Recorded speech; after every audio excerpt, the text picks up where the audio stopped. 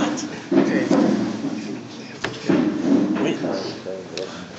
So, since it's Purim Katan, then we can't let how does the saying have it in English? We can't let the evening go by without mentioning the famous Maimah from the Rebbe, the Ato Tetzaveh, B'nai Yisrael, V'yucho Elecho, Shemen Zayis, but the Rebbe gave out that Maimah of Dina from Purim Katan in Toshin Nun Beit. And everybody knows that Maimah is based, as the Rebbe explains it at length in the Maimah, that Maimah is based on the famous Maimah that the Frierdiker Rebbe said on Purim Katan in Moscow. In the year Tov Reish Pei Zayin, what if we make a chishuk that Purim Katan Tov Reish Pei Zayin was a few months before the Rebbe was actually arrested by the communist regime and put in prison.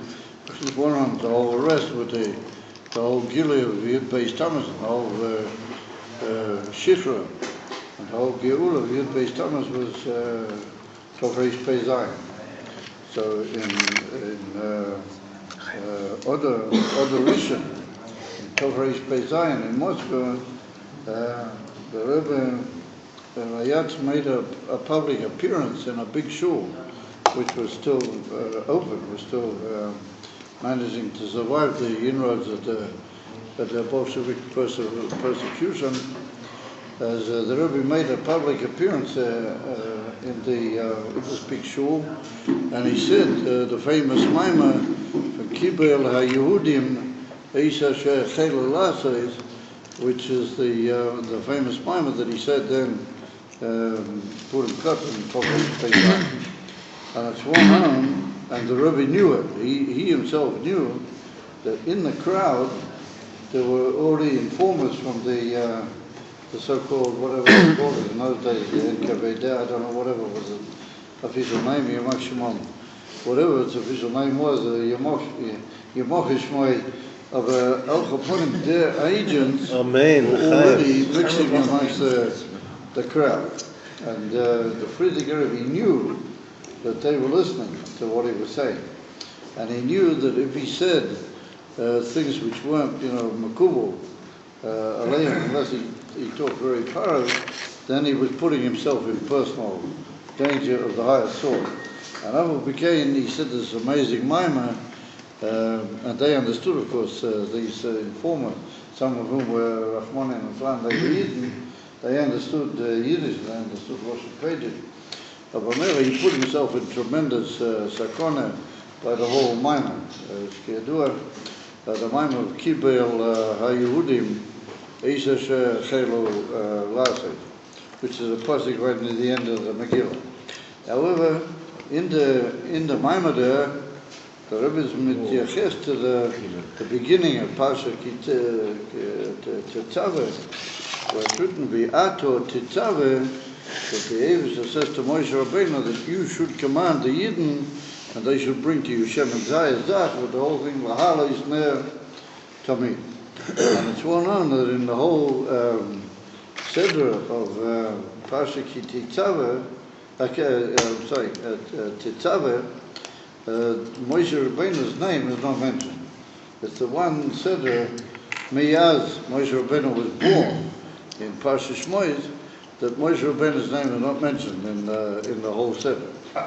So there are various terutim and biurim are given as to why Moshe Rabbeinu's name is not mentioned.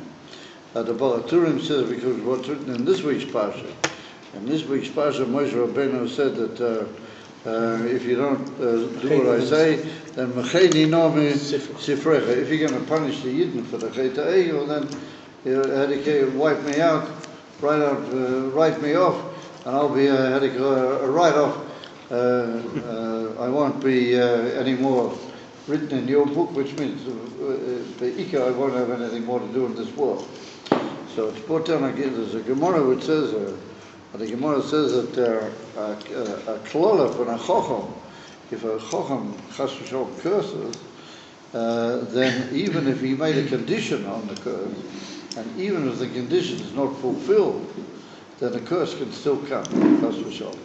Afilu al Tanai ba, afilu is batva Tanai, as that if you a Chacham, a wise person in Torah makes a curse, and therefore the Gemara says you have to be tremendously careful not to curse anybody, Chas v'Shalom, because Kilo is Chacham, afilu al Tanai bo.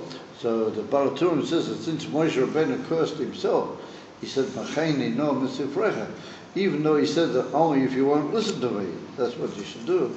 It was like with a condition of nonetheless it's got to come, since he made a sort of talui in the condition of Amir Kilu Pashik Tetzava is maramas to what Moshe Rabbeinu says, and what it basically means is that that's maramas to the stalkers of Moshe Rabbeinu.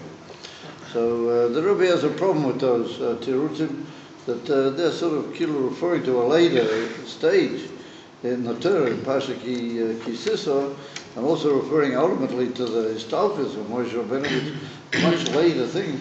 What would it have to do with Pasuk Tetzava, which comes immediately after Pasuk Truma, and it's in the whole Seder of the Pasuk? Why would there be a hint that it passes much later with Tamim, that ever much later, what we're talking about right now? And therefore, after a discussion in the matter, the Rebbe says that Moshe Rabbeinu's name is not mentioned in Pasuk Tetzava. Why? Because Pasuk Tetzava deals with the atzmius of Moshe Rabbeinu. And the whole Inavim, the mentioning of Moshe Rabbeinu in Pasuk Tetzava is done in a way that we refer to the etzem of a person. And therefore it's written at the beginning, Be'ato Tetzava, you will command. Now that's not normal in the Torah. Normally it's written, tell the Yidden, does Tzavis B'nai Yisrael, kach v'kach. And here we see the evidence says to Moshe, Ata Tetzava, Ato is the atmos of Moshe Rabbeinu. Ato means you yourself. The Moshe, how you are, Lamayla Mishem. Hashem is after all only a ha'ora, v'agilui, and Ato refers to the person who is Lamayla Mishem. According to the Rebbe, the whole Indian of Pasuk Tetzava has got to do with the atmos of Moshe Rabbeinu.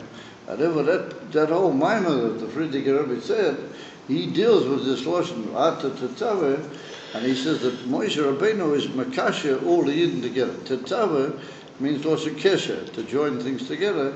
That Moshe Rabbeinu is makasha all the Yidden together. And he doesn't say to whom or to what. He just says in the mind of the Friedrich Rebbe, he just says that Moshe Rabbeinu is makasha all the Yidden or machabrim. But he doesn't say to what. He doesn't say to the Eivishter or to what is he makasha and what is he machabrim. So at the beginning of the famous Maimon from the Rebbe, right at the beginning, in one of the first footnotes, the Rebbe notices that. The Rebbe says that he learns that it means that he's makashem to the Eivishter. And then later in the Maimon he said it means that he's makashem together. And they all have a different discussions or actors dispersed together through Moshe Rabbeinu. And the Rebbe says it's Hainu Hach, it's really basically the same meaning. That if you're makashem Yidden to the Eivishter, in the Emes Oiven, then you makasha them all together, and vice versa.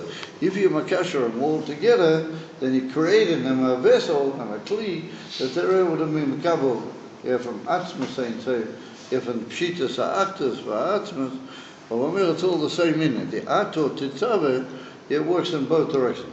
So that means that the whole koyach, Purim Katan, was the koyach of Moshe Rabbeinu to be makasha the Yidden, both on the one hand to be makasha them even in the Choshech HaGolas, through Mesiras Nefesh to the Eivishter, and through that to create a Tosefes Achtos, a whole new kesher from Yidden one to the other, and that then brings out either a further and higher gilui of the Atzmas, even than Malachatchila, Alidei, that they all join together in this Achtos, and they mamshik. And we were learning the Maya, who comes into the Shir in Ivrit. There's no, we learned in the Maya that in Olam HaTikun, after the Achtos, there's an even higher Giluf, and Ein Seif, Atzmas Kipshutei is Meir Miskale in Olam HaTikun due to the Yitzchak. So Moshe Rabbeinu has that effect on all Yidden, he joins them all together and he creates a oneness and a actus between alle Yidden. That causes a hisgalus, a pshitas, a actus, a elokus, and that dwells amongst the Yidden. That's an even higher gilui than from the beginning. Yeah, from the beginning when he's makasher to elokus. From that, the Rebbe learns through the whole Maimon, the Atta Tetzaveh, that there are always two, as it were, positions and two dargas, and all of them come back to Moshe Rabbeinu. And what are the two positions, like two, as it were, states or matzovim, which one is like the more simple and the more basic, and then that itself is an elevated in, and it leads to an even higher in. And the Rebbe said, for example, take the Golas. That there was the union from Golas how it's, how do you call it, Ma'ayim openly threatens the good of Yidden. But then in order to preserve themselves, they have to have Mesiras Nefesh. And there has to be awakened in the Koyach of Mesiras Nefesh, and that is Mamshik, a tremendous Gilei Lakus, and through that they are, how do you call it, they're Yotzei Golas. But we see that tremendous Mesiras Nefesh that's awakened in them is like a, how do you call it, it's like a temporary, I don't know how to use the word. So the word temporary is not quite the word. But the Rebbe says that we see that people, and I saw it in Australia, and in America you could see it openly. Those Yidden in Russia that had tremendous Mesiras Nefesh of Yiddishkeit, of a mamish Mesiras Nefesh with stories that it's hard to believe. You know, the type of absolute self-sacrifice that these people had. And yet when they came out into the Medina Saravacha, that they tended to become rather balabati. It wasn't noticed on them. All the Mesiras Nefesh that they'd had, Bizman, HaGazeres, HaTzoris, so the Rebbe says that is because that type of Mesiras Nefesh, which is waking up mitzad the actual, how do you call it, Tzoris of the Golas, and the Tzad of the Golas is a very deep inyan, and it's awakened by Moshe Rabbeinu, and it's a Gilui of the Etzem HaNefesh, but it's only the Etzem HaNefesh up to a certain point. And then beyond that, once the Torah is quietened down, the Mesiras Nefesh can also quieten down, even to the point that I heard from Yidden in Russia. Rosh Yidden, not in Russia, I'm sorry, in Melbourne, Australia. I used to hear from them complaining that they can't sort of feel the same Mesiras Nefesh that they felt when they were in Russia. Now that they come out and they were living several years already in a Medina, they're like Australia. So the Rebbe says in the Maimon, that's a simon, that's a very high inyan. I'll just take a glass of water. It's a very high inyan, but so it's got a certain gvul to it, a certain level. And then he says there's an even higher state which can be compared to other states, which is also aroused by Moshe Rabbeinu. And Moshe Rabbeinu puts this in Eden, and he's the koyach that brings it out in him. And the Rebbe said that that's the etzem inyan, that a Yid suffers from the Golas, even though he might live in a country where everything is beside. And even it might even be with a Yasher Koyach for being a Yid, and he can be from a Yid, and he can have shuls, he can do everything you want, Belikol, Hafroet. Avu became, the Rebbe says that the Tzar, that the very fact that your Bekolah should be deeper in a Zarmatu than the Tzar that you suffer from the Gezeras. Because the Gezeras are an open challenge, and that wakes up the uniform Mesiras Nefesh. But a much deeper Mesiras Nefesh is the Mesiras Nefesh, when everything's okay, and everything's all right. What they call in Yiddish a Helen Mitvot, a sunny Wednesday. You have to hope there will be a bit of rain around here, not just sunny the whole time. But a sunny Wednesday, a Helen Mitvot, you have to be able to feel the Torah of not being Eretz Yisrael, not being Bebeis HaMikdash HaShlishi. That's a deeper, more profound Torah. The fact that a Yid knows that he's not Bimkoyim HaMiti, there he has to suffer even deeper, and that wakes up in him Mesiras Nefesh, and the giving away of all the comfort of life, and he's prepared to devote himself in even for Mesiras Nefesh Amiti to bring the Geula in a way that he's not satisfied with anything. And no matter how much you give him good Zachen, and he'll have riches and he'll have everything, he won't be satisfied. And he won't be able to just become and say, oh, well, I have Mesiras Nefesh. A few years ago now, I'm taking it easy. His whole life will be turned into Mesiras Nefesh, because every moment of what appears to be comfort is really suffering. And every moment that he really feels that, or it looks as if everything is comfortable, be'emes lamiti, he's suffering from the tsar of the golem. That wakes up a much deeper Mesiras Nefesh. That causes a much deeper awakening of a kesher between him and the Eibishter, and that causes a much deeper achdus between all the Yidden. In other words, that if all the Yidden come together mitzad the regesh, that they're begotten, and that they don't want to be anymore in the Golas, and that they can't stand the whole into the Golas, yet despite all the harchovim, well, that's the emes ha'achdus. The Rebbe said that's a achdus she'ein kamoyu, and that causes for wars, because there's no reason for it. Everything seems to be fine, and yet nonetheless, a Yid calls out in himself that he wants Moshiach now, and he wants the Beis Hamikdash Shlishi Davke, and he's not prepared to be to satisfy with anything else. But that's a symbol that he's giving away everything for Mesiras Nefesh, Aki Amuka. When somebody's coming to you and challenging you, and then it's not so much a chiddush to be with Mesiras Nefesh, even though it's a great bravery of the Gilead of the Mesiras Nefesh.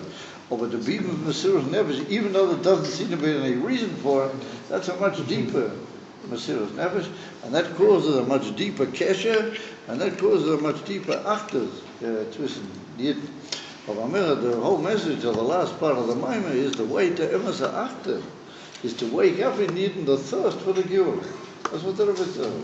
That's how he brings towards the close of the Maimah, and that's the Shemen Zayis what the Yidden bring to Moshe Rabbeinu. Thank you so much. Because Moshe Rabbeinu woke it all up in them, to a certain extent they come back, and the feedback is first of all to Moshe Rabbeinu. They give us the feedback of the whole Indian is to Moshe Rabbeinu.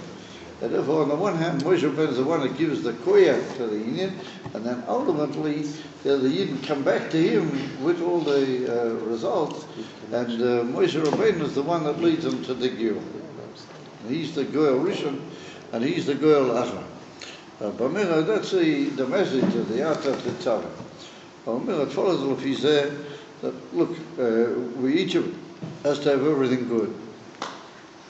And I wish all of you, everything should be good, Begashmias, Baruch Nias, and Nachas from Kinder, all the Inyanim sollen sein, al Tachlis Archove. Amen. Amen. Geschmack, everything soll sein. Everyone who needs, should do himself, should do all the Inyanim soll sein. Over, you have to be uncomfortable, even with everything. You got to be. There's an old expression in Yiddish: "Es geht ihm nicht ein, das Leben." You know. Yeah. I remember Rav Nochem used to say, "What's the difference between a Yiddish gvir and a Goyish gvir?" So he said, in Rusland, he said the big paritzim that they had geld, they had millionen. So they used to build themselves a beautiful drawing room, a big mansion. Mansion. Mansion. So a special big, huge room. So they would have in the room a huge fireplace, enough for 50 fires, with the dollars digging and beautiful furniture and posh couches and all things. And then a hund, they got a dog, a big, well-bred hund. So the porridge would sit on his couch.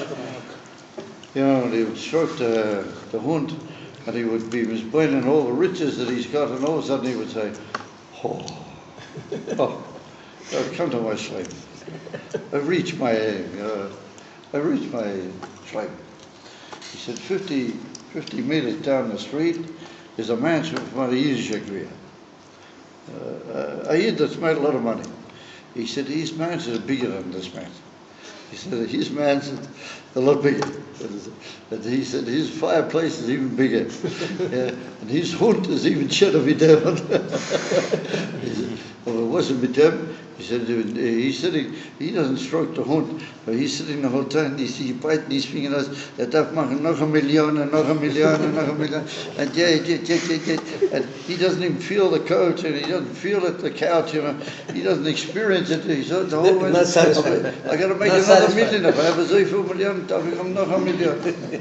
But that's the difference for a Yiddish Der Hälfte von der Größe mit der jüdischen Porridge. Aber the Yiddish Porridge says he's got to have another million, at least. That isn't it. So Rav Noam said, Papa, yes, but he's got an official keys. And an official keys knows that you're never satisfied. You're never satisfied. He doesn't know for words. About what and for words, who know you're there. Or he just knows that you're not satisfied. The Rebbe teaches that when I get it's a fact that you're begotten, it's a fact that you're not in the base of meters, that is the similar way you wrestle. You can't possibly wrestle, even though you have to have everything good. Everything has to be good. Everything is good. Everything is tachlis. Everything is wonderful. Well, if it became deep inside, the Yidl is saying, this is the God. We can't possibly take it. This is not for us. We have to have the Gula Shleima. And that's the emes of Mesilas Nefesh. Well, that wakes up in a Yidden. Rebuttal doesn't mean that the emes kind of is Nefesh of a keys. Well, that wakes up in him. The immediate is in him from Mesilas Nefesh. Well, that's an amazing doctrine. What the Rebbe teaches there in that moment, that's the emes of Mesilas Nefesh. And that sweeps everything aside. It's not Mesilas Nefesh just on certain pratim, and just on certain inyanim that you got to fight on. No, it's a Mesilas Nefesh where everything is swept up, and you can't really be satisfied with anything until the base of meters. Well, that's a Mesilas Nefesh atzmiyas which sweeps everything before. Well, Shem Shalom is, I wish everybody, like I said, everything has to be good, and everything is good, and everything will be better, everything that's good and all in young. But deep inside, we're going to be like that Yiddish porridge, but we're not for geld.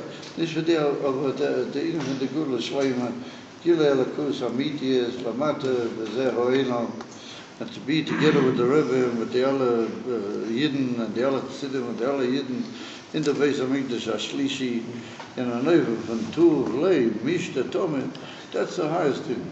Ein Yoter Mizeh, those are the ganze, this is the Nakuda Atzmis, and the other Inyan. But we have to, with everybody we come in contact with, and all of our Mushpoim and all of our Talmidim and all of our people, we have to give them that feeling. We have to introduce into them that the Yidden are a dissatisfied people.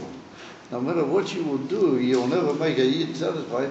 L'mal Yusuf, in the emes of Maile, that deep inside, a Yid is in a state of kasis. That's what the Rebbe calls. When you prepare the zaytim to give forth a shemen, you have to quetch them. And he said, that's a quetch which is not a quetch. You're not in, nobody's quetching you. And yet you yourself, be'etzem are quetch. Why? Because you're not in the base of Mikdash Hashem. Even though nobody's quetching you. It's an amazing idea.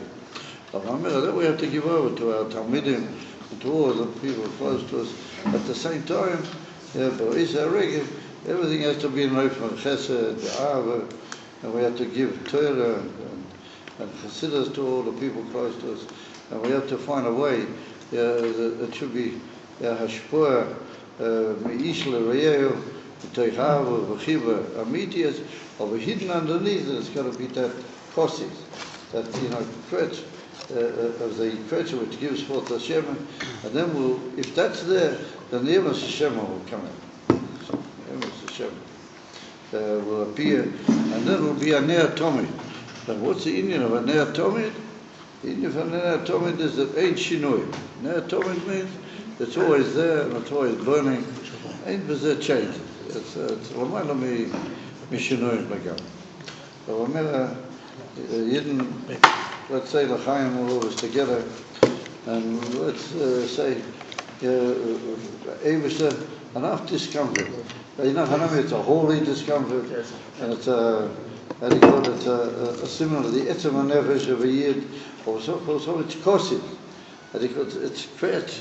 It's a niti emes ha'archova. The only emes ha'archova, and that's what the Morgan Arum is in Maram is Besof Pirushay. He says that the two lay mishta tomet is mo'era de oz yomolas chaypinu. Oz. Only when Mashiach will come, then it'll be emes chaypinu. Until then, when God mir muss raus von der Gottes. Take me out, Mama.